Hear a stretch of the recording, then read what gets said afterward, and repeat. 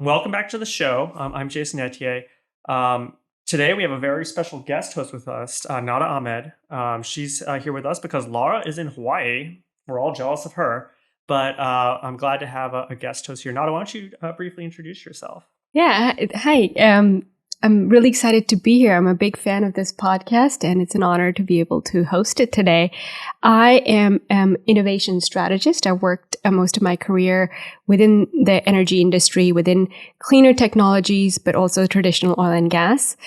Have worked a lot with digital technologies, so really excited about our guest today. And yeah, very interested and passionate about the startup ecosystem. And I've just moved back to Houston after being in Norway for about a decade. Nice. Wow. I love Norway. Now's the best time to go. But we will have Nada with us for the next 4 or 5 episodes while Lara's in Hawaii. I'm not going to say that again like I'm jealous. So we're here today with Sergio Tuberquia. He is the CEO and founder of equipcast. I met Sergio back in 2016, and he's been working on this really interesting problem in the industry where he has brought technology to bear to bridge the energy skills gap that we see in energy generally. And he's created a product called Digi Engineer. Sergio, tell us about it. Tell us about what inspired you to pursue this solution. Awesome. Thank you. Thank you both.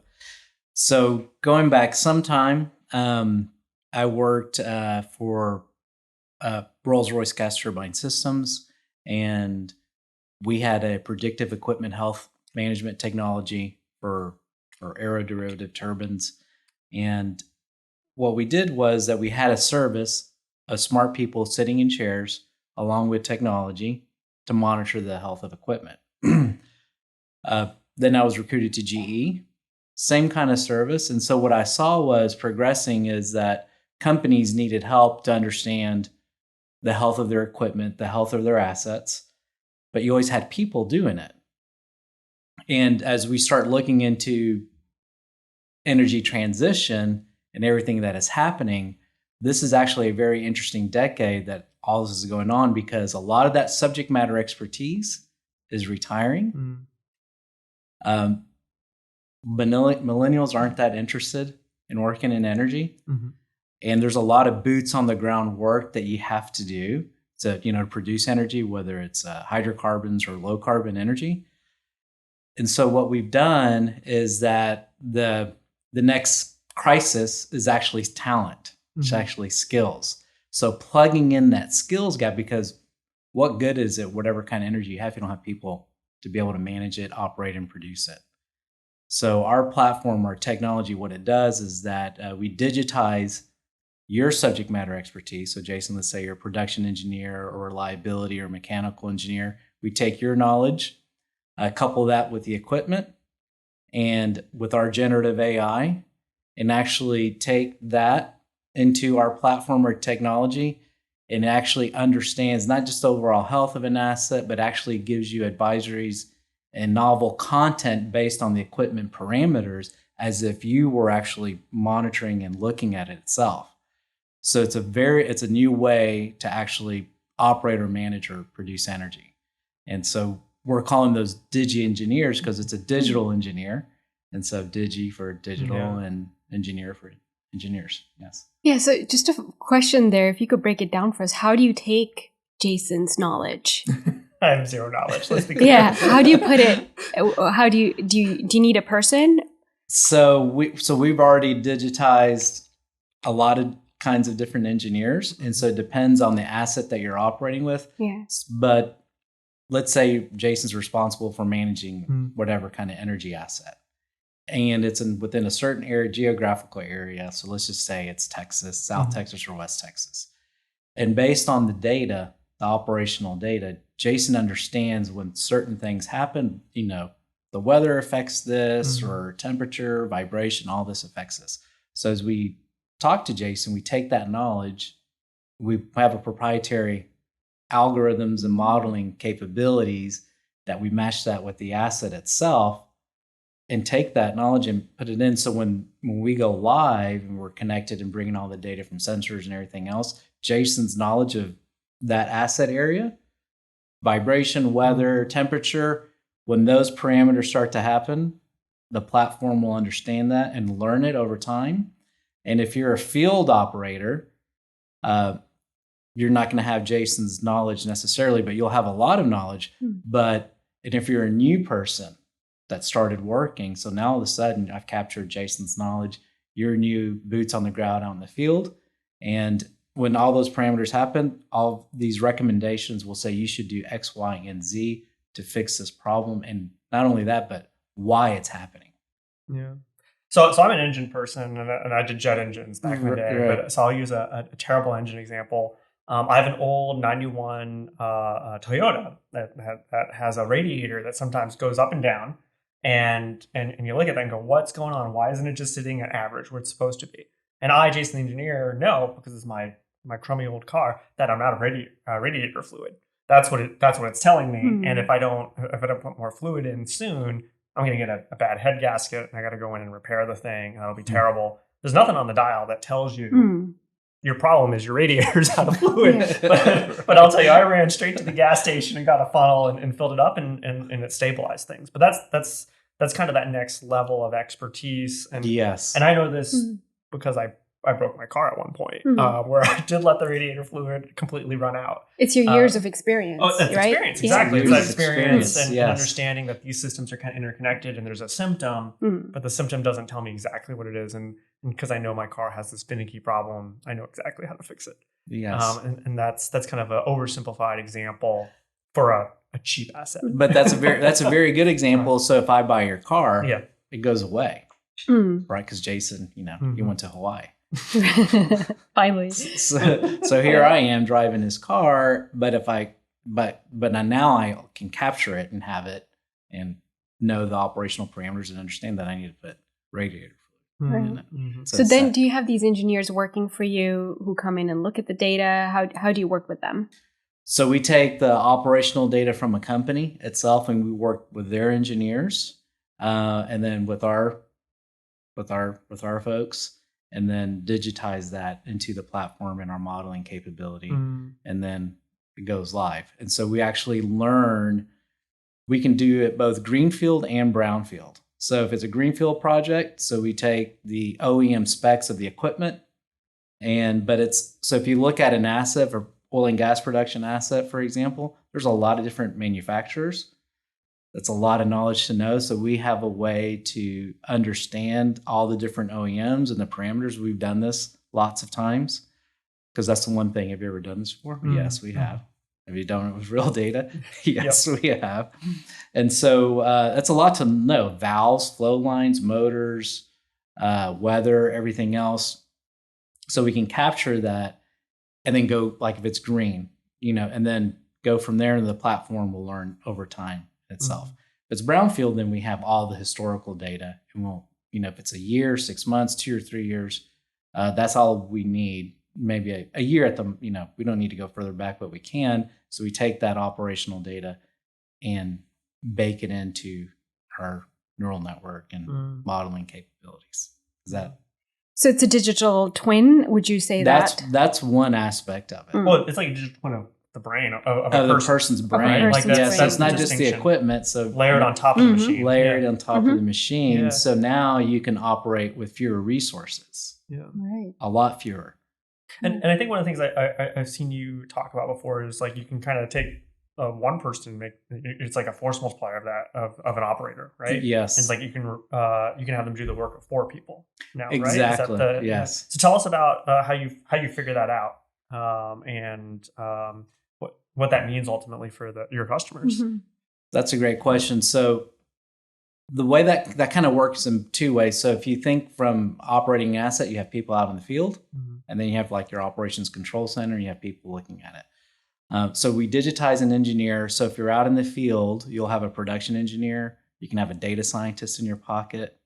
You'll have all of that communicating to you based on the work that you're doing in real time. So that we've actually done the very first that I'm aware of generative AI successful one in the Permian Basin. I got very excited about it. Happened in December. And so by taking that knowledge, so now you're able to do from a force multiplier, you're able to look at a lot of different operational parameters and asset conditions that normally take 2 or 3 people to do that. So because we digitize that expertise, and a computer can look at things a lot faster and understand them quicker. And so now when you're looking at, let's kind of simplify it, one person may be able to manage, let's say 20 or 30 wells. Mm-hmm. So now you've got someone looking at 500 wells. Mm-hmm. And we have a way to rank all and understand the health of these wells based on the operational parameters, based on a production engineer subject matter expertise, or reservoir engineer subject matter expertise, electrical engineer. And so now, not needing those additional roles, and when I say not needing them is because, remember, the problem is a lot of smart people are retiring. Mm-hmm. So where are you going to find these people? Mm-hmm. So 3 million people since 2019 between Europe and the US are needed to produce hydrocarbons. Mm-hmm. That's a lot of people. Mm-hmm. What are you going to do with that? Same thing, the same problem happens with renewable as well. So even though, like, for example, I like to use Tesla as an example. So their lithium plant is now, they just broke ground in Corpus Christi. The people they're looking for are oil and gas people. Mm-hmm. Mm-hmm. But if those people go away, they're retiring. So so now we jump from hydrocarbons to a lithium plant from an EV perspective. So that one thing is that knowledge that we can digitize. Does that answer your question? Yeah, and it's funny because I was thinking, it was like a year or two ago, they were retiring some of the first wind turbine facilities because the operating costs were too high, because they didn't have any, like, the people who used to operate it were retiring, and the decision was to retire the entire facility because of OpEx, because of that end of life. And you got to wonder, as much as people think about renewable energy as the newer energy source, it's been around a long time. Mm-hmm. And it's been a long time. And a lot of those first wave renewable energy folks are at the end of their careers. It's almost it's a universal challenge across energy. It is. Right? It is. It's universal. Yeah.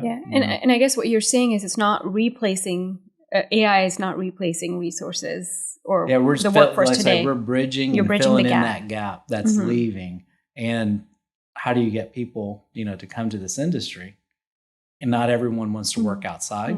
Mm-hmm. Don't find it that interesting, because managing an asset and operating asset has you have a lot of people, working outside. So how do you assist them? Right. By taking that subject exactly, matter and you need to expertise. retrain a lot of this talent to work in this way. So that's another important part. And so our platform works as a training tool as well, because we have what's called a time machine in our platform. Tell me about that. So it's a button. Okay. It's a time machine button. And so you have a macro view of a whole asset. You can actually go back in time and understand the cause and effect and why. And it will show you this problem occurred because of this, and we'll actually have the content text. It's not just an alarm. We go way beyond alarm. It's not, this alarm was high or low. We actually produce text like what you see in generative AI based on that subject matter expertise. And so it's a great tool to train. And the difference that we do, a major difference is that we do, so equipment's looking in a silo perspective. We have a proprietary way to combine different aspects of an asset. So think of we'll simplify it like an oil, producing oil. You got the well, you got the downhole, potentially you have the flow lines, you got the valves, the tank batteries, the separators. All of those are done separately in silos. Then you have to figure out all those different parameters, alarms and notifications, so we can actually dynamically bring all those together to a holistic systems view and simplify it. So here's an example I give people. So my daughter, when she first saw it, so she's not a production, she's not an engineer, but she can triage within 90 seconds. So you think about how complex those operations are. So we've simplified it. Yeah, so she can say what needs to be addressed first. Yes, exactly, and why. And why. And why. It's so apparent. It's that that's both good and also can be threatening too. Yeah, because people don't need college degrees then. That's right. No, I like the idea of you don't have to get out of your car. Yeah. You can sit. Well, the car when you're doing field work, but that's an important aspect because it's all. So you think about it from a recruiting perspective. Right. Mm-hmm.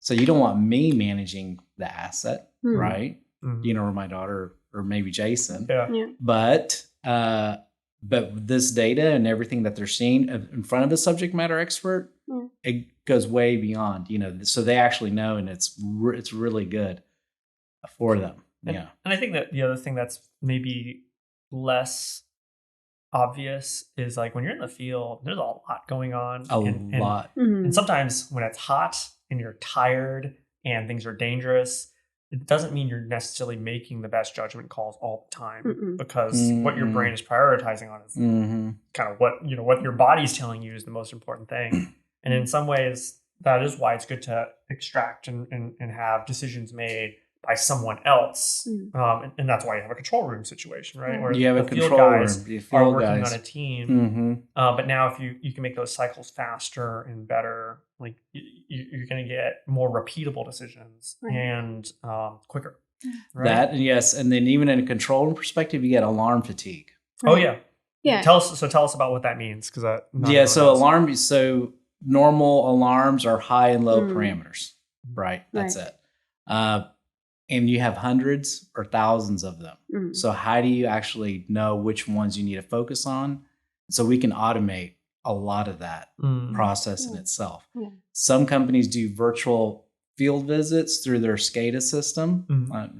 And I might be getting a little technical, but through the data itself. So it's the data, it collects the data. And they're going through alarms and they're going through a lot of stuff. So we can automate that whole process. So you're only focusing on what needs to be addressed to and why. Right. So rather than driving, 20, 30 miles or 40 miles, you're just focused on, people call that management by exception, but we go way beyond that. It's because we're actually providing you the reasons why and what's going on based on that. No, so I love what you're saying about taking away decision-making because like you said, Jason, we're not always the best at making decisions on the ground, and we get tired of making all these decisions, right? So you can take that away.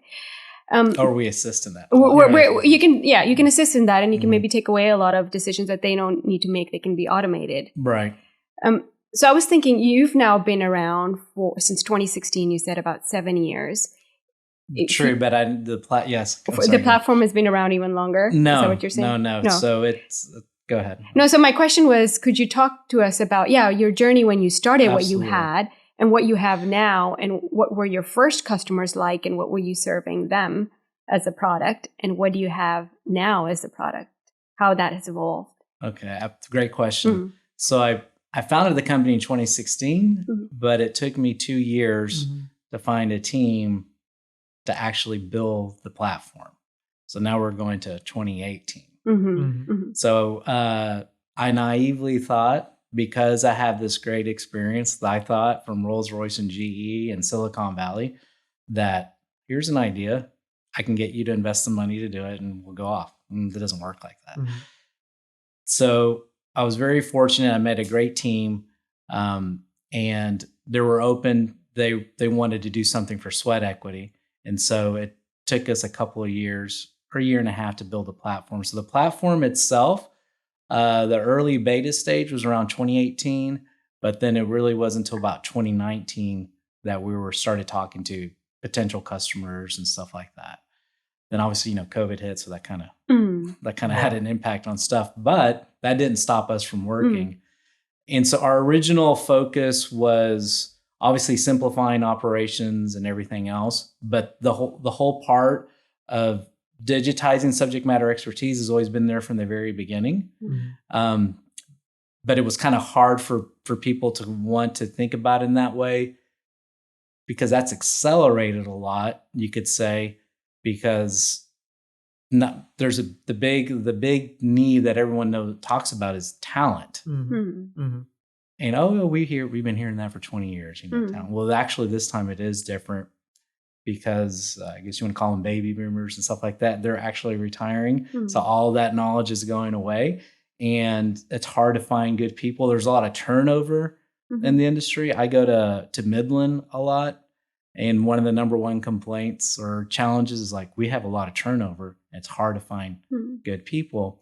And so now this is actually a really good time and good place to be what we're doing. So we may have been a little bit early, but now with the combination with everything is happening. Yeah. So, and when did you add in the layer with the neural networks and the generative AI? Because I don't think I saw that back in 2017. So we always had that idea going back then, but then in this industry, you have to have real data. Right. Yeah. So we can play around with data, but unless you actually have something real. So the first time we tested it at scale, it was a big scale. This is over 6 billion rows of data, of live data. Yeah. And it was over 1,400 sensors. It was a very complex system. That was in 2021. Okay. Yeah, interesting. Because data is often the hardest part, right? When you're building it. So how did you manage to get that first set of data?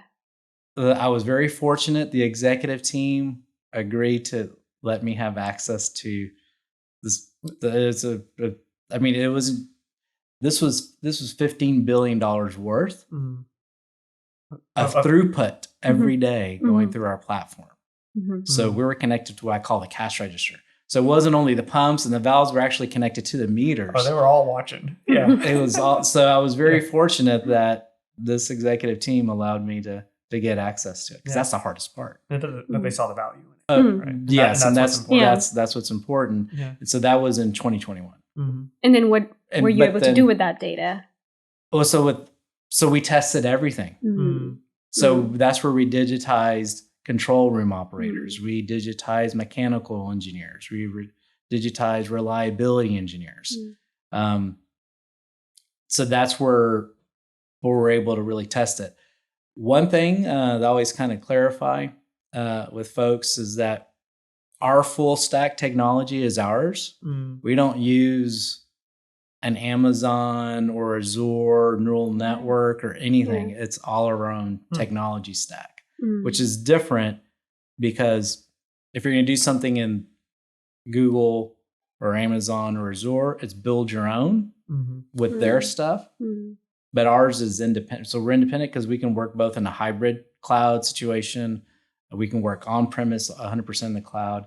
And so we built the whole full stack. So when we go in talking to a customer and they want to move to a whole different environment, they can. We're not stuck in an Amazon or Azure Google environment. And I can see some of these folks want things to be on-premise where they have more control of an instance.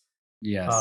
And that's just the energy industry. That is the energy industry. Have you seen that as an important factor for them? The energy yes, industry? and I kind of took that back to my working days, both at GE and Rolls-Royce. And the funny thing is, so the Silicon Valley company I was with is Hortonworks, and that started off on-prem. Then it went to the cloud, and now everyone wants a hybrid. So just those lessons learned, just took those lessons learned and applied it to the company. Yeah. So I think one of the things you talked about was getting that first data set was important because the energy industry wants to see real data. And then the industry also wants to get real references, right? They want to know who's tried it first, and no one wants to be first. I've had customers tell me we want to be number 6, right? Like that's the bar. Like, how were you able to parlay that pilot and tell people about it? Yeah, and not the company name, but I could actually parlay that and show real results, and protecting the company and everything else, because we had some very interesting findings with the work that we did, and then that gains the confidence into getting customers and stuff like that. Our concentration has not only been in upstream oil and gas, so we're doing a lot of work in water midstream, leak detection, and then I was in Midland last week working on seismicity. Wait, what is seismicity? I don't know what that means. For earthquakes. Okay. Interesting. Yeah. Because the water that's being injected, they're saying that's causing earthquakes in West Texas. So we're applying the same work that we've done in the past, applying it for this. So that's so you exciting. can simulate the geology? Yeah, so this will involve a lot of seismicity recording and measurements done from a surface perspective. But the Texas Railroad Commission, the governing body, even for your permits and everything else, is requiring, depends on where you're at in Texas, for downhole measurement. And so because we can take downhole, we can take surface, and we can combine this. And so this is a very interesting project. And so I'm in the middle of the scope of work. Yeah. So obviously you're very focused on the energy industry. And I assume you were here in Houston when you started the business. Yes. Because we met station. But why have you stayed in Houston and not gone to the Valley, for example? Well, because it's here, right? So Houston, I would argue that it is in the sense the energy capital, right? So everyone is here, and there's a lot of presence that's out in other places, but the headquarters are close to here, right? And so it's great to be able to drive close to here, the energy corridor, or go to downtown Houston, and you can cover a lot of ground that way. Plus, obviously, there's a lot of smart people in Houston too. A lot of great engineers. So, yeah. What have you observed? Because you spent some time in Silicon Valley too. Are sort of the biggest differences in starting a company here versus in Silicon Valley? That's a great question. There's a cultural difference. I do give credit out west where they're willing to take a lot more risk. Here, not so much so. So you can see risk from I guess more a traditional perspective, but there it's very different. So that's why you see a lot of capital, a lot of growth there. A good friend of mine explained to me the cultural difference. Well, if you're interested in sharing, tell us. Yeah. The cultural difference is that, and this was based on a study.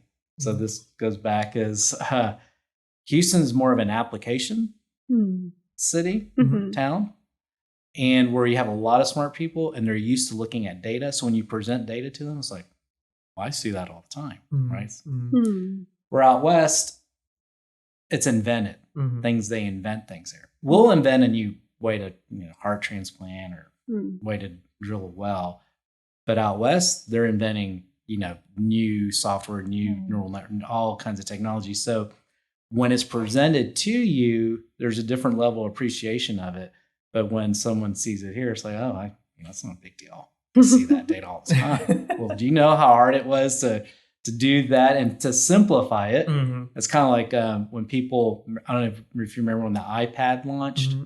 It was just a giant iPhone. Well, it wasn't really, and so there was a lot of work to make it look like it was a giant iPhone, but there was a lot of different things behind it. So I kind of to make things complicated easy is not an easy thing to do. Yeah. And one of the other things you touched on was talent was hard to find for what you were trying to build. So how did you solve that? So I solved that because I think you asked me that earlier, so I forgot to answer that. So I was very fortunate. So I met the talent here in Houston. A lot of that talent is out west, but I met a team here in Houston that they were open to. We do custom software development, but all of these companies that we do work for, they launch and take off. It's like, we want to be part of that. So, they're, good group of guys. And so I said, great. So this is going to be perfect opportunity because I need your kind of help. And they're interested in what I was doing. And so so I found the talent here, but they're actually based out of Argentina. So we built the whole company virtual. Wow. So this whole virtual thing that happened during COVID, I was like, I've been doing that for a long time. I was gonna say that's a very Houston thing where you got a lot of international folks coming through here. Sometimes they go back, but it's an international town. That's cool. Yeah. So that's the great thing about Houston too. Yeah. Nice. Yes. Yeah. When you think about the innovation ecosystem here, I think a lot's changed in the last 6 years, 7 years now. Is there something that you're very proud of in Houston that you've seen change in your time here? So yeah, definitely the cultural thinking is changing in that sense, or more of appreciation of technology for sure. So that definitely is changing. So you have the Ion and you have the Canon here, and there's a lot of different places, and then you have the Med Center has its own thing and stuff like that. So it is definite a lot of definite growth and change in that area. So that is good. It's taken a little bit longer, but it's definitely in a good path forward. Yeah, and I can imagine for what you're building, you also need some capital. So how is it in terms of getting access to that capital? That's a very good question. That's kind of it kind of goes back to my earlier comments from a risk perspective. There is capital available in Houston. I would say it's thought differently than it is out on the West Coast. So one thing, I'm probably more lenient to this idea, more shooting from the hip in the sense of they're not so concerned about business plans out West. Here, it's like, you have to be like a normal company. It's like, no, this technology is very different. Yeah. So that traditional thinking, that would be a good thing for it to change from a capital perspective. Yeah, I'm surprised in Houston when I go to pitch events, people are wearing suits and ties, and I'm used to startups being in their hoodies. Right. So you still have that corporate culture here. You do. So and then that you hit the nail on the head. So it's that same kind of corporate culture and thinking, which is fine, but I think if you are less, I think people also are very concerned. Everyone's concerned about if I make a decision, how bad it's going to make me look. It's that risk. That really goes back to the risk, right? So, okay, it may not work out that way, but how can I help? Something like from a corporate perspective, how can I help and everything else? And so that whole landscape has changed a lot too, with the markets changing. So. Early stage investing is more like later stage investing. Do you see there's more capital available for cleaner technologies, for the energy transition type of technologies versus other areas? So there's a lot of focus on the hardware aspect of it, energy technology. So there's definitely a lot. That's fantastic. You still need something to operate it with. Absolutely. So that's where we come in. Yeah. That's the kind of over thing. So I think software, a lot of it's overlooked. I always use, and it's probably not always, you got to look at this from a technology perspective. I follow the automotive industry a lot. And the one company everyone knows that's disrupted and changed the auto industry is Tesla. They have a software approach to it, right? And I think you should have a software approach, operating system approach going forward, because you can use our platform to operate an energy and manage an energy asset. You could start an energy company based off our platform or an energy services company as well. So if you think about it from that perspective, from a data perspective, and being able to do more with fewer resources, digitizing subject matter expertise, all that other stuff, then you're going to have a different approach to doing it. And then you marry that with, or put that together with hard assets, clean technology and everything else. So I think that operating system part is overlooked. And that's needed regardless of what kind of asset it is. Exactly. Yeah. And you mentioned earlier in terms of how the new generation, the Gen Zers, I would say, don't want to work in the traditional oil and gas sector, right? And that's really where you come in. Could you elaborate a little bit more on that, right? What role are you really playing in the energy transition to make sure that we are able to get there quicker? Absolutely. So on the first part that I talked about, the talent is leaving. So that subject matter expertise. So a mechanical engineer or electrical engineer is applicable both to hydrocarbons and especially electrical to low carbon, right? And so where we can contribute is on the same kind of subject matter expertise that's energy, what I call energy agnostic. So that's a key component. Is that would be one. The other part is being able to do more with fewer resources. So even like from a wind turbine, so if you ever, I don't know if you've ever driven out to West Texas, you'll see trucks driving like they're visiting oils or visiting wind turbines or anything else. So you're using fuel for that. Yeah. Or let's say if those are electrical trucks, you're still charging. So it's less use of energy, period, to do more with fewer resources, produce energy. So that is a big component too, I would say, if that makes sense to and that impacts OpEx, right? So impacts OpEx. Yes, it does. And safety. So safety is very important. So even if it's like a geothermal well, anything that's outdoors, you're susceptible to something, right?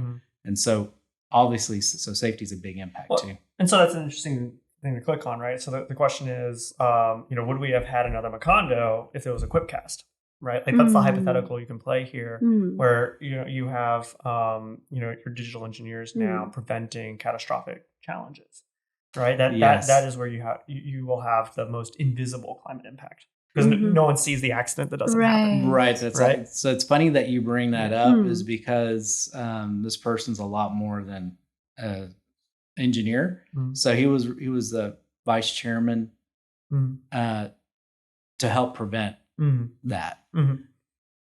Part of the framework and technology of our platform goes around that from a risk and reliability perspective.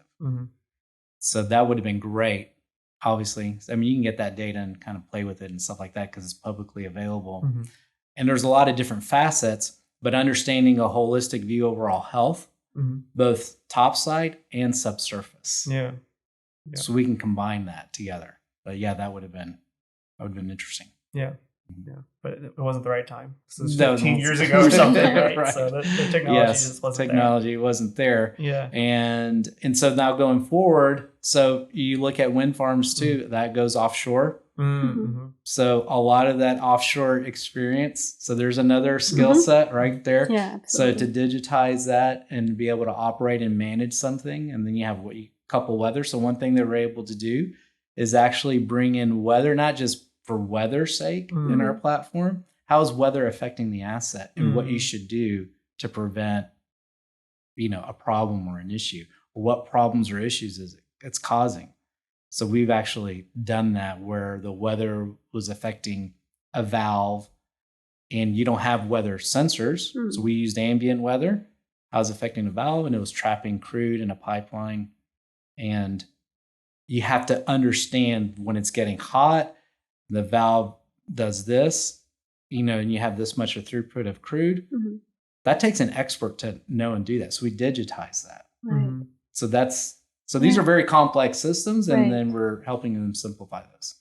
Yeah, because in the North Sea, they are really, their vision is to go towards this autonomous operations offshore, so they don't need anybody on those offshore assets. Right. So having something like a equipcast. Yes. And would allow that. a super major, I remember this goes back to when I was at GE or Rolls-Royce. It's $1 million per person. Oh, yeah. Yeah. For offshore. Absolutely. So you think about that. So less footprint, fewer resources, definitely, big OpEx and safety. Safety and safety. And so it's there. It's going to take a journey. You should always have someone involved making some kind of final decision, because if you're going to turn on a pump, you want to be able to do that locally. You want to be able to turn it off, let's say remotely, to shut it down. But like from an onshore perspective, to turn on a pump, electrical, there's a lot of safety considerations. So you want someone locally to turn it back on. But so we have bilateral capabilities in our platform as well. So so going back to the autonomous aspect of it. So you can take it as far as you want. How comfortable do you feel doing it? Now I think about it. So you think about, I'll go back to, so let's say GM and Tesla has, the self-driving. So we're putting ourselves in cars that do that.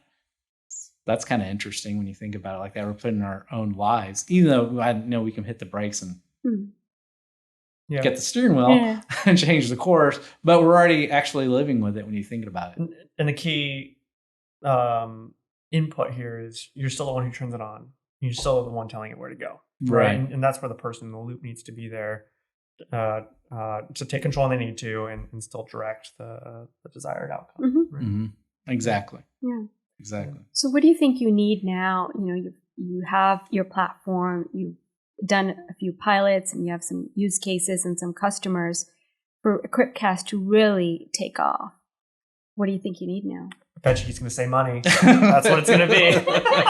That's always the answer. Yeah. Oh yeah, If you have the money. Oh yeah, the capital. Absolutely. The capital, yeah. Absolutely. And what would you do with the capital? I think that's the So there's two things. So build up further operations here, and then do some more things with the platform itself. Mm-hmm.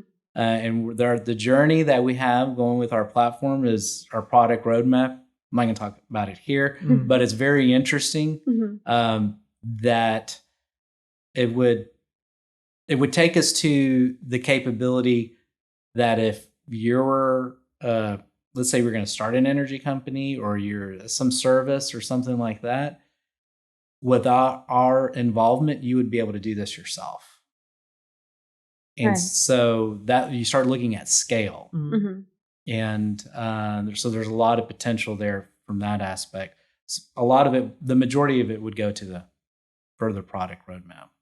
But capital, that would be it. Mm-hmm. That's the thing. And when you think about like the next 18 months, are there any major roadblocks that you see that may challenge the vision you have?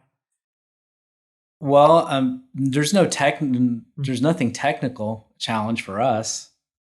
We're good about that part. Mm-hmm. I'll go back to the challenges, getting capital. Yeah. But really, it's not just money.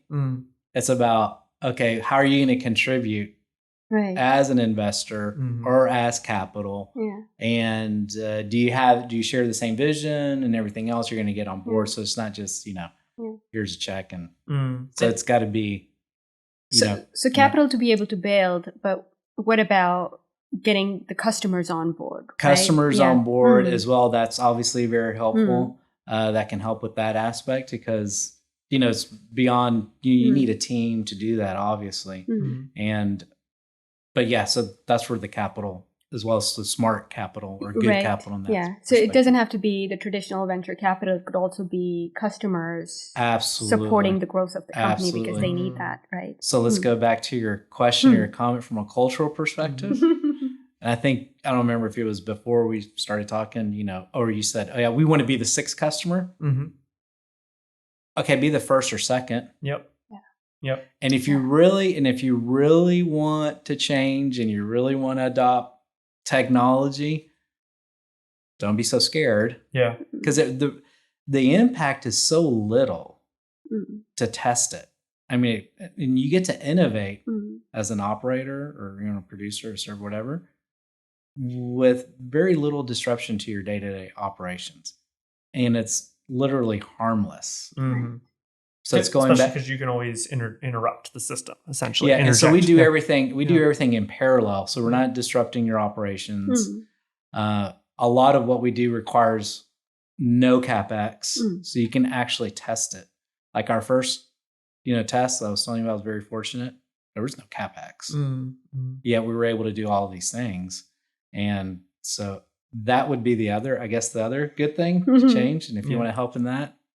Don't be number 6, but be one or the second one. That would be good. Yeah. One of the things I always found challenging with the energy industry is I appreciated the technicalness that kind of drove the decision making. But when it came to run a pilot, they always wanted me to give stuff away for free. Right? And I know they're spending have several billion in here. Nothing. Yeah. But it was almost more ridiculous when you think about the project, right? Like they are going to put engineers on this. They are going to do site prep with you. You're installing something physical. They're going to spend $2 million to $1 to $2 million of time and people to do a project. And I had trouble getting them to cut me $100,000 check to pay for my product.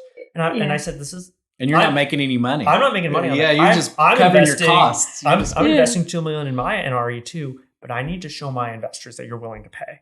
And they would always come back and say, well, we need you to share the risk. And I say, we're both taking risk here. the $100,000 isn't covering anything. It's about it's that indication. And so when we say be the first customer, it's be the first paying customer who shows us this is what a commercial relationship looks like.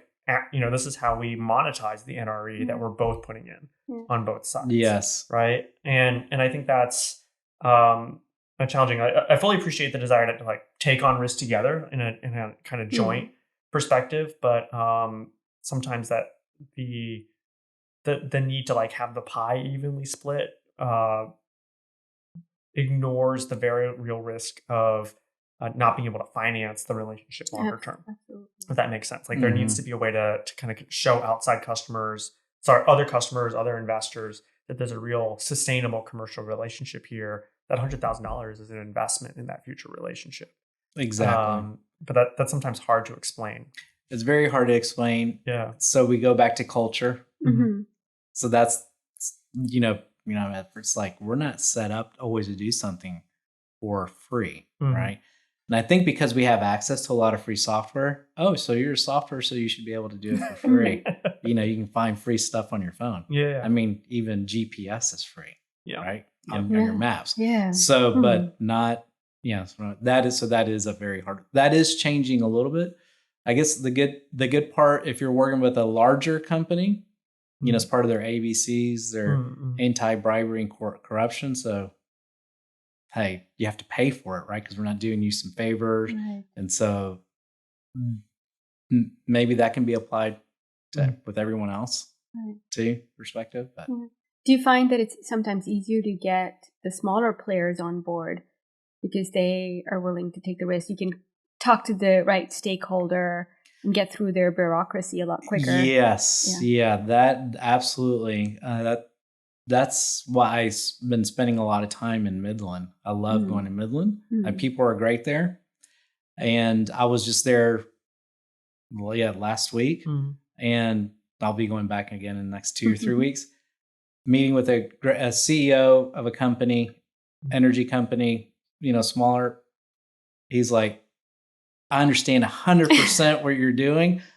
I want to do this immediately. So he goes, this is going to make my life easier. Yeah. So it's like, hello. Yeah. And so yes, to answer your question, definitely.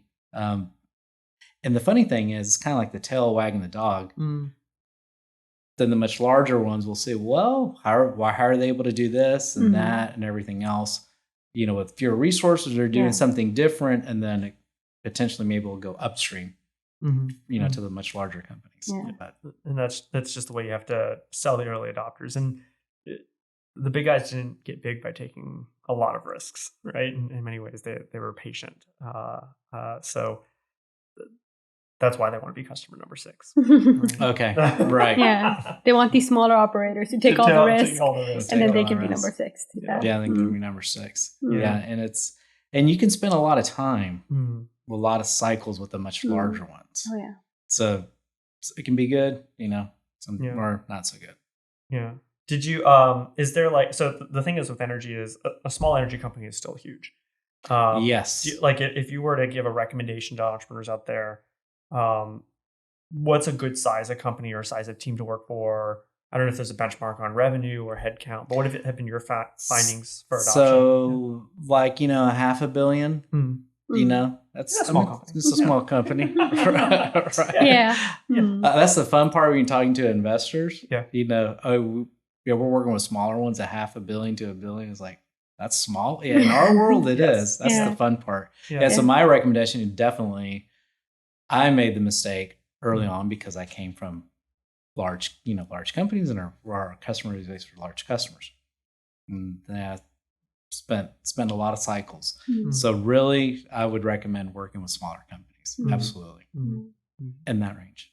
Yeah, and what's funny is exactly what you said. Like the VCs would want the big names on there because they're like, names that they recognize, but they don't realize that often if you can get more of the smaller names, that's going to get you there. And you're not and you're lower risk too, because if you have 1 or 2 big logos, what if they go away? Oh yeah, right. Yeah. I remember seeing if you have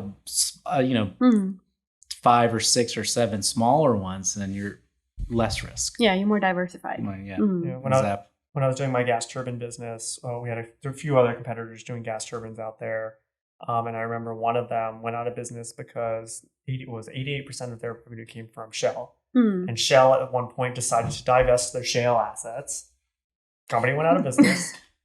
And the weird irony is Shell came back in and bought shale assets like 2 years later, but they'd already disrupted the cash flow so much for that one business that they had to liquidate it, right? And it's a lot of risk when you have that much customer concentration risk, and it's hard to walk away from your biggest customer or diversify sometimes when your customers are so big.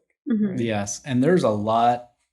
So when you start looking at the smaller company, there's so much opportunity. There's a lot out there that you're not even aware of. So that's why I like going to the field, because you see and you meet a lot of different people, a lot of different opportunities you're not even aware of, and then but you have to be there. Yeah. And that's how you iterate on your product and make it more customized towards what your customers actually need. Exactly.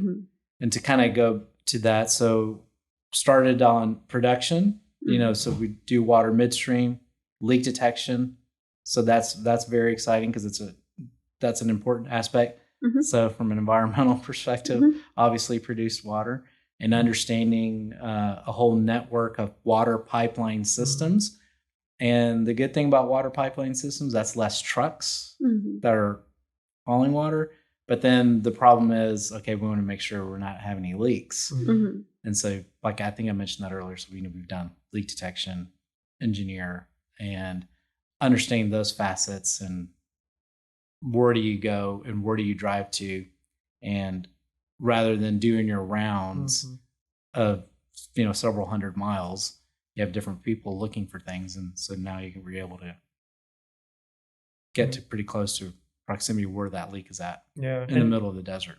You reminded me, I saw at ARP-E recently, completely different technology, but they're trying to solve this problem for high power transmission lines, where the leak is the electricity, right? Like it shorts somewhere, and right now they just don't have sensors everywhere, and they were trying to figure out how to detect with like the least number of sensors where to go fix these giant 20,000 volt systems, and that's each repair is a project. Right, and each inspection on that is a project because it's so dangerous. Right? So that's great that you bring that up. So one things that we're working on. So are you familiar with the electrification that's happening in West Texas? No, tell us. So this is a big deal. Yeah. It's very exciting because drilling and fracking, a lot of that's going electrical grid. And you remember if you lived here in Houston, but you were in Norway. I don't know if you were in Norway at the time, but remember we had the big freeze.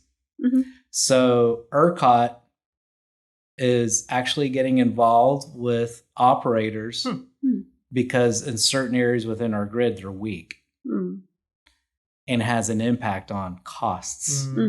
So we actually have applications to understand the amount of energy that's being used per barrel per day, which is very interesting. So as an operator, as a producer, okay, within this field, within this asset, I know what my costs are. So imagine be able to drill down based on the motor, how much electricity you're consuming, the amount of kilowatts you're consuming, and what's that balance. So we have a partner that we've worked with that on, a downhole gauge sensor company, an artificial lift. And they're actually the ones that came up with these three areas of focus on real power, the performance of the pumps, and production quality. So what's my quality of what my flue is and the gas I'm producing based on the amount of electricity I'm consuming, and how do I lower my electrical costs? And now presenting this to operators is okay, so now I have the information to better balance my operations, and what impact is that going to have on the grid? And so-and-so's over here has got electric, their drilling rigs are connected to the grid, and you got fracking here. So it's having this impact. So now you have the information, the data in real time to understand how that's impacting your operations. And so you can operate in a safe manner. Yeah. And because you could be shut in temporarily from grid issues. Yeah. So that's it's a complex. There's a lot going on. Yeah, you're able to bring in demand response essentially into a industry that just didn't have the capability. Right. Yeah. And you would need a lot of people to do that. Mm-hmm. Yeah. So there's where we digitize electrical engineers to understand that. So we're starting to run low on time, unfortunately. I think when you think about where you're going for the next 6 to 12 months, where can our audience help support you in your goals? What's a good call to action for them? Great question. Yeah. So if you're an operator or producer, you're interested in learning more, definitely reach out. You reach out to me on LinkedIn or however you're going to publish, getting my contact information, and not go not from 6, but to 1 or 2. And I'll have your LinkedIn on the show notes. Okay. For people. So at least move to position 1. That would be it. Yeah. And if you're really interested in having an impact, especially in Texas, where I think for companies, and there's a lot of great companies doing a lot of great things, but if you actually, from an investor perspective, you actually want to understand more how you can contribute to the change that we're going through, energy transition, the impact, the industry, and everything else. If we're not the company, or at least a company that is doing it for real and has real results and is working with real companies, it's not theoretical, then from an investment perspective, that would be great too, to reach out. Yeah. And so we'll put up your LinkedIn on the show notes. So what's the website? Tell us what the website is. Our website is it's www.equipcast.com. A lot of that I have some of our use cases on our website. I don't have on our website a lot what we talked about here. Really, a lot has to do with bandwidth. I just don't have the time. So you will find our contact information. You can see some of the work. It talks a lot about industrial 4.0, more of a generic perspective, but I just don't have the time to. And you can link up this podcast on your website. Oh, there you go. Yes. There you go. Yeah, that's right. That's a very good one. Do you have any final thoughts you want to leave us with before we wrap? Myself, well, thank you for, first of all, giving me the opportunity to talk to you both. And no, I'm looking forward to the next 6 to 12 months. Oh yeah. So it's going to be exciting, and if we're all going to do this, let's look at this. I know it's going to sound kind of corny and stuff, but you do need a community. Yeah. So you can't do this by yourself. So if you're really interested, everyone needs help. It's not just myself. If you're big and small companies and stuff like that, you definitely need help. So I guess my last comments would be, we can make this happen in Houston. Yeah. Yes. So, good. Thanks, Sergio. Yeah. All right. Well, thank you. Yeah, thank you.